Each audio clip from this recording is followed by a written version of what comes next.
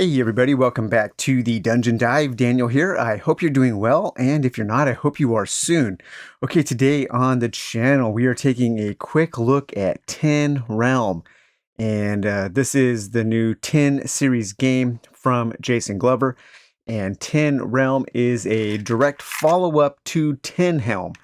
And we also have some other games in the Tin series from Jason Glover we've taken a look at before. We have Dust Runner, the post-apocalyptic racing game, and we have Gate and Gates. So these are two kind of tower defense style games.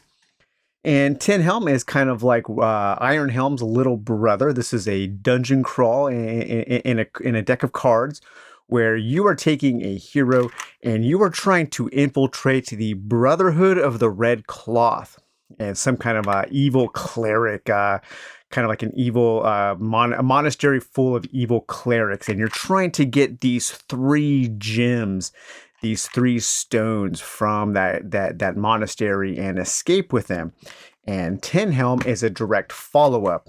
And in this game, the Brotherhood of the Red Cloth has been restored to their former selves because you've removed those cursed stones or those cursed gems, whatever they were, thanks to your grit and keen skill.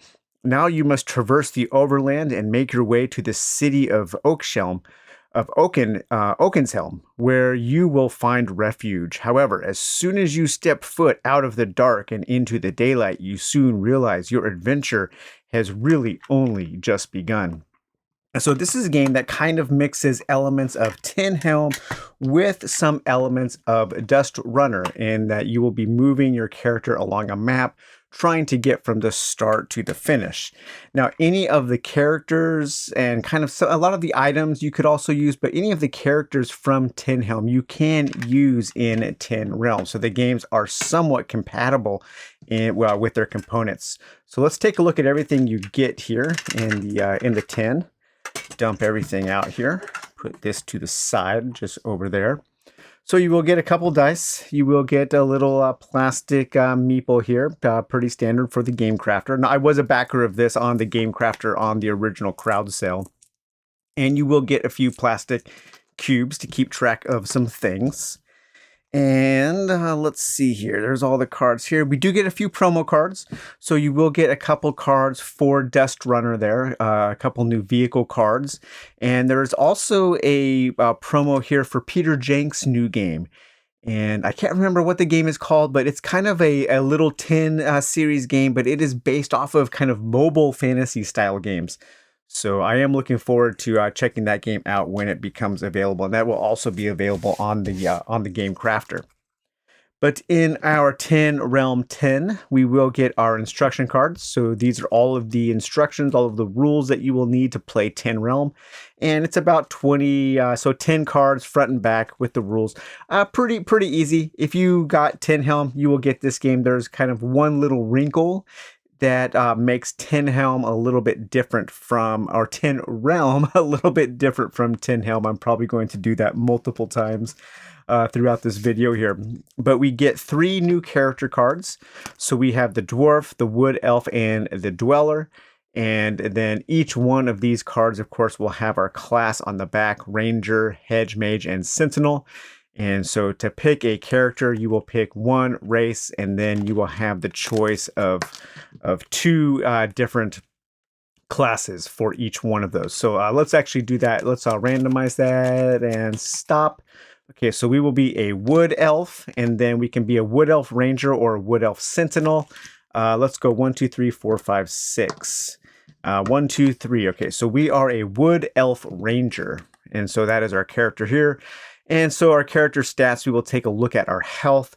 Our health will be 7 plus 4 is 11. Our energy will be 9 plus 3 is 12. And we will start with 1 food.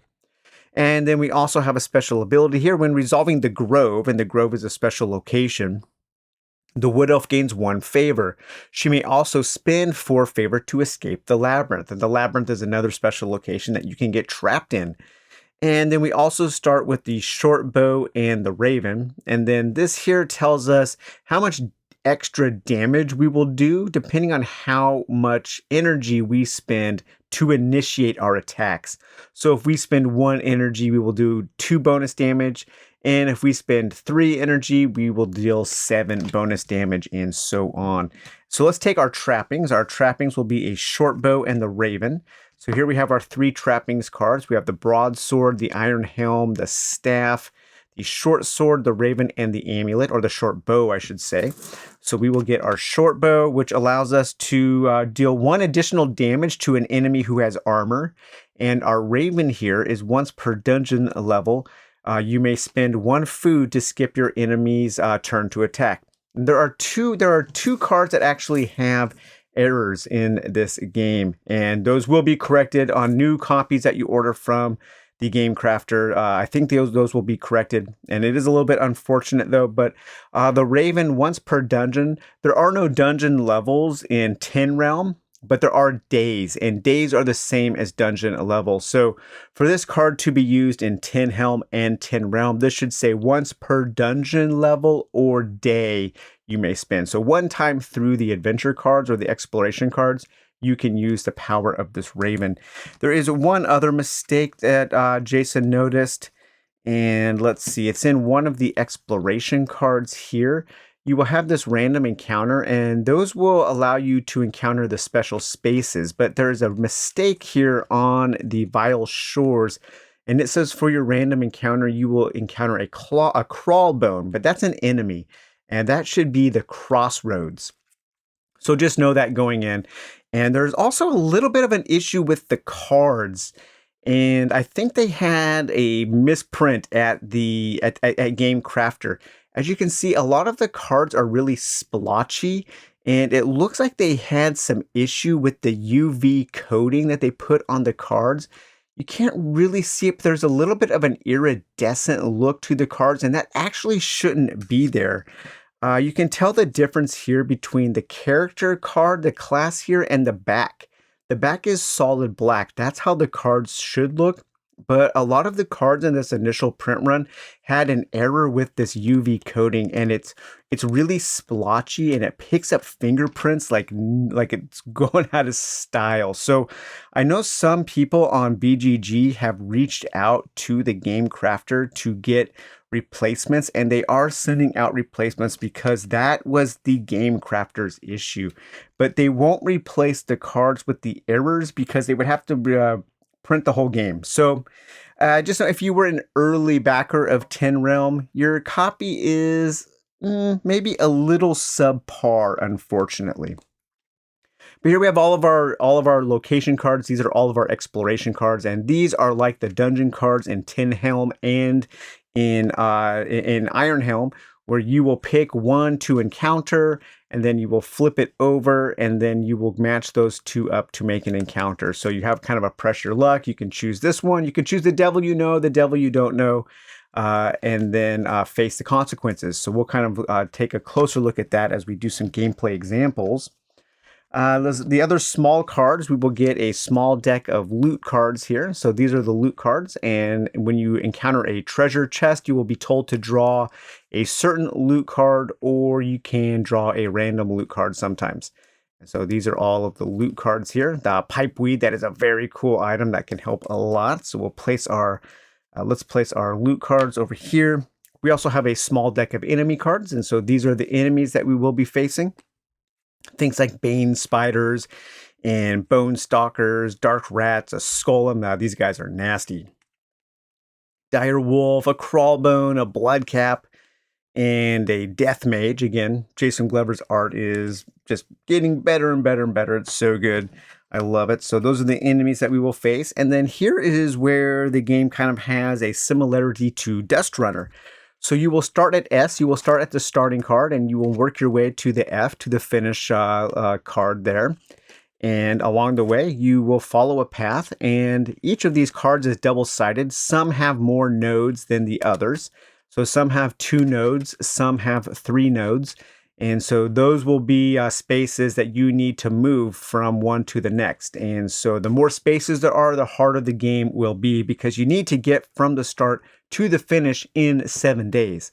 And so for this example game, let's just set up the easy mode here. So we'll have our start card there. And then we'll take that and match it to there. We will take that and match it. And then our final card here. Okay, so there's our map. So we are trying to follow along this path to get to the safety of the city. And we are taking our meeple and we will start there. And then we also have our special location cards, and these are double-sided. And so throughout our journey, we can visit an altar, the Oak Warden, the Wanderer, the Crossroads, the Grove, a water, the Labyrinth, or a campsite. And so these don't get shuffled. We will be told when to encounter one of those. So I'll just put those to the side there. And then we also have a bunch of tracking cards here. And so let's move these down a little bit, this up. So here we can keep track of how many days we've been on our journey, and we can keep track of our enemy health. Here we can keep track of our energy and our food resource. Here we can keep track of our health and our poison level. And then here we can keep track of our favor. Favor is kind of like experience points. You will gain favor for defeating enemies. And then at certain points, you can spend favor to do certain things. And then we'll take all of our exploration cards here and give those a shuffle and just put those to the side there. All right. So everything is pretty much set up for our game. Our Wood Elf Ranger with a short bow, a raven. And then let's put our trackers on here. So we start with 0 favor. We start on day 1. We have a red cube to keep track of our enemy health. Our energy is 9 is 12. So that's good starting energy there. We start with 1 food. So we'll put that cube there for the food. Our health is 11. So we'll put a cube there for the 11. And then we have our green poison marker. So health ticks down and poison ticks up. If our health ever goes below our poison, we lose, we die, we lose the game. And if our health ever goes to 0, we die and we lose the game. And so now we have to go through the kind of patented or the mechanism that he's known for, and that is facing off against these cards here. So we have the Vile Shores. So we can choose to encounter the Vile Shores. If we do, we will encounter a trap and an enemy. So that is something that we know. Or we can choose the devil we don't know. We can press our luck and maybe choose the card that's underneath it. However, there is one extra thing we have to keep in mind while playing Tin Realm. And that those are these icons on the sides of these cards. As we encounter these cards, we will be building a tableau of these exploration cards. And we will be trying to build out these icons. Because in order to move along this map, we need to complete 2 halves of the same icon. And if we can do that, then we can move from one node to the next at the end of the day. However, there are also these skull icons, and those are really bad. If we ever complete a skull icon, we lose half our health and move back 3. That is really deadly. Luckily, most of the time, you can avoid having to complete a skull icon. But okay, so I shuffled that back up. So now we can choose to face the Bone Rock, which we will have an enemy, and we will also get a treasure. We will introduce a half forest icon and a half skull icon. Let's go ahead and face off against the Bone Rock. So we will take the next card, which is the Deep Wood. We will turn that over. For our enemy, we are facing against a Golem. Great. Probably the hardest enemy in the game. But we will also... and our treasure is empty. Really, really bad. All right, so let's find our Golem enemy here. So the Golem is really deadly. So let's see here. They have 5 health. Ouch. And they have 3 armor. That is so bad. We get 2 favor if we defeat them. However, we also, let's see, they do 3 damage to us or 3 additional damage to us. We want to try to take out that Golem as quickly as possible. I need to remember, so the Golem is on the Deep Wood. So that is a good piece of information. I hate this Golem so much. I think I need to try to kill this guy as quickly as possible. So I'm actually going to spend 3 energy, 1, 2, 3, to deal 7 additional damage. So now I roll my d6. If I roll doubles, it's a miss. Anything other than doubles, I take the difference of the 2 die, and that is a hit, and that's how much damage I do. Okay, so a 6 and a 3. So 6 minus 3 is 3, plus 7 is 10 points of damage. The Golem blocks 3 of it, leaving 7 points of damage, and they have 5 health, so we defeat it. Is that right? Let's see, 6 minus 3 is 3, plus 7 is 10, minus 3 is 7, dealing 7 points of damage out of 5. Thank God. So I killed the Golem, and I will get 2 favor. And now I could go to this treasure chest, but the treasure chest is empty, unfortunately. So this card gets discarded. And then this card here gets added to my adventure tableau, my journey tableau. So I have a half forest icon and a half skull icon. Okay, so the next card I have here is the Vile Shores. The Vile Shores, here, if we take a look at that, it has a mountain, and a half water. I won't be able to complete either of those there. If we face off against the Vile Shores, we will encounter a trap and an enemy. I'm going to press my luck and face off against the next card, which is an enemy and a campfire. And the enemy is a random enemy. Okay. So we'll turn that over to see what we face off in the high nest. So a random enemy. You take your enemy deck, and hopefully that Golem doesn't come back. I'll just turn the deck over to see what the bottom card is. And what is it? The Blood Cap. Okay, the Blood Cap. Gain 1 poison every time the Blood Cap successfully hits during combat. The Blood Cap always attacks first. Okay, so the Blood Cap has a health of 5. And it blocks 1. It does 0 additional damage, but it will do poison. And I will get 2 favor when I kill the Blood Cap. And the Blood Cap attacks first. And a 4 and a 4. Awesome. So that's a miss. So the Blood Cap did 0 damage to me. I am going to spend... I think I'll just spend 1 energy. Let's see. No, I'll spend 2 energy. So that's a 5 additional damage. And let's see if I hit. And I do for 1 point of damage, because 6 minus 5 is 1. And then I do additional 5 points of damage. So that's 6 points of damage to the Blood Cap's 5 health, bringing him down to 0. So I've defeated the Blood Cap, and I gain 2 favor. Okay, so now I can add the high nest to my tableau up here. And look, I can complete a forest icon there. So now at the end of this day, I will guarantee I can move 1 node on the adventure map here. Very, very cool. Okay, we'll discard that. Okay, so next we come up to a dark pool. I can face off against an enemy and have a chance to search for some food. And I have 2 mountain icons. I have a half mountain icon up here. So I think I will encounter the dark pool. So I will flip over the next card there. An enemy, a crawlbone. Okay, crawlbones aren't too bad. So let's find our crawlbone here.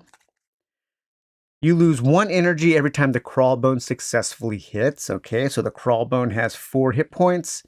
It does block against 2. My bow actually does additional armor, additional point of damage to enemies with armor. Okay, and let's see. When resolving the grove, no. Okay, so I think, let's see here. What should I do here? What should I do? Let's do 1 energy, and that'll guarantee us 2 points. Actually, no. Let's do 2. That'll guarantee us a 5 hit or 5 damage as long as I hit. And okay, so 4 minus 1 is 3, plus 5 is 8, minus 2 is 6. So I kill the crawlbone. I gain 1 favor. Okay, so now next here, I have this water icon, and I can search for food. So on a 5 or a 6, I will find food. And it is a 1, so no food there. Okay, but we do complete this dark pool, which gives us another half mountain icon. So I can add that there. So now I have a completed mountain icon and a completed forest icon. Okay, so here we have Lover's Rest. And Lover's Rest, we will have a random encounter with one of the white cards there and a chance to find some food. Or I can do the next card there. Let's see here. Let's face off against one of those random encounters there. So we'll flip over the next card, and that is the Wanderer. So the Wanderer, you may trade any loot card with the Wanderer for any available trappings card. So if you only have Tin Realm and you're playing, there's only one trapping card that isn't used. However, you could also add all of the trappings from Tin Helm if you wanted. So the Wanderer would have kind of an expanded inventory. Or, this is the good one here, you may ask the Wanderer for directions, which will move you one space on the map cards. Perfect, so we're going to move one node up. That Wanderer helped us along on our journey. And then now we have this water icon, so we can search for food. On a 5 or a 6, we find some food. And no, I never find food whenever I get one of those water icons. Okay, so here we have a half skull and a half water. We don't want to complete the skull there because that would set us back. So we'll just add the water down here. Okay, so now we're kind of in a precarious situation here because we have a skull and a skull. So there is one card in the exploration deck that has skulls on both sides. And that could be coming up next. So I want to choose the devil I know. I want to choose the card I know, so I know it's not a double skull, but it's not really going to help us, but that's okay. So the obelisk, we will face off against a trap and a treasure. And we'll go ahead and flip that over there. Okay, so the trap is a 2 health trap, so I will lose 2 health.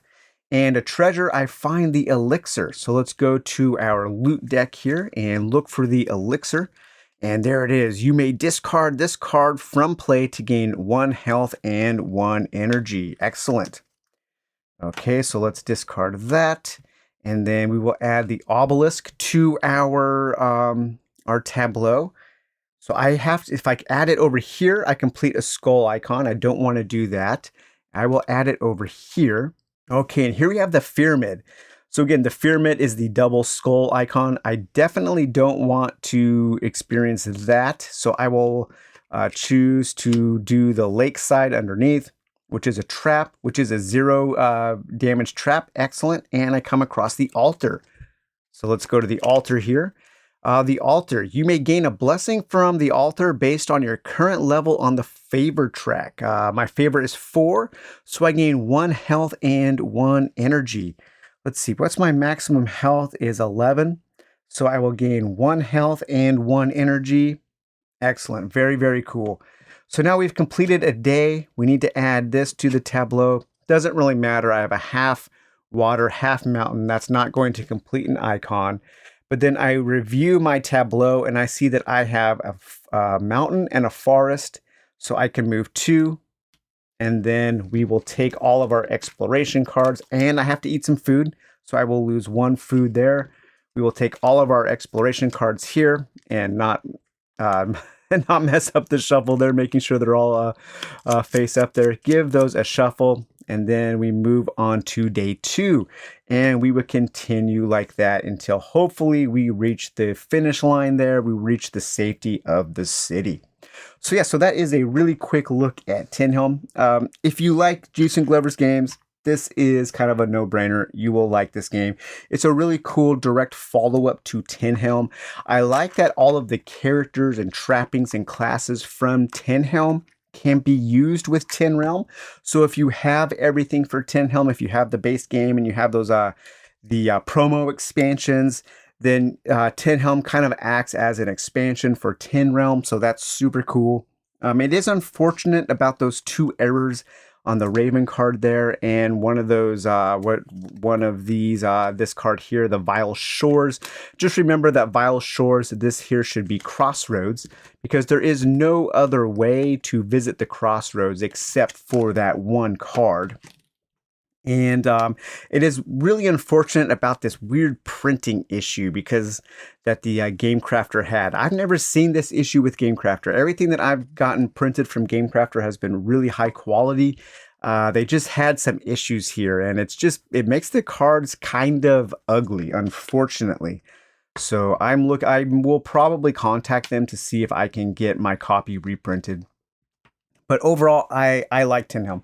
I like Jason Glover's games. I think they're cool. I like these small games. I think they're fun. They have a lot of choice. They are challenging. There also is some luck involved. They have that kind of rogue-like quality that I really do appreciate. As much as I do like these small games from Jason Glover, though, I am really, really looking forward to him working in a bigger space again. And I know he is working on a larger game now, something that's even larger than Iron Helm, if I'm recalling correctly. I think is it Undertale or Undercroft, something under something, and it's kind of a bigger dungeon crawl, a bigger card-based dungeon crawl. And I'm really excited for that because I think Jason has kind of mastered this really small box game. And I'm just looking forward to him working with a little more stuff, a little more variety, a little more, some more options to him as a designer to give us, the players, a few more things to experience. But if you like his games, you will like Tin Realm. It's a really cool game. It has lots of cool art, lots of cool decisions. It's exciting, it's tense, it's dangerous, and it can be difficult. But it also has some cool luck. So when you lose, you don't always feel like it's exactly your fault. Sometimes it is the fault of the game, but you still have ways to mitigate that luck for people who like to hone their skill at a game. So, all right, you guys. Well, I hope you enjoyed taking this look at Tin Realm, the Tin series follow up to Tin Helm, and we will talk to you later. Bye bye.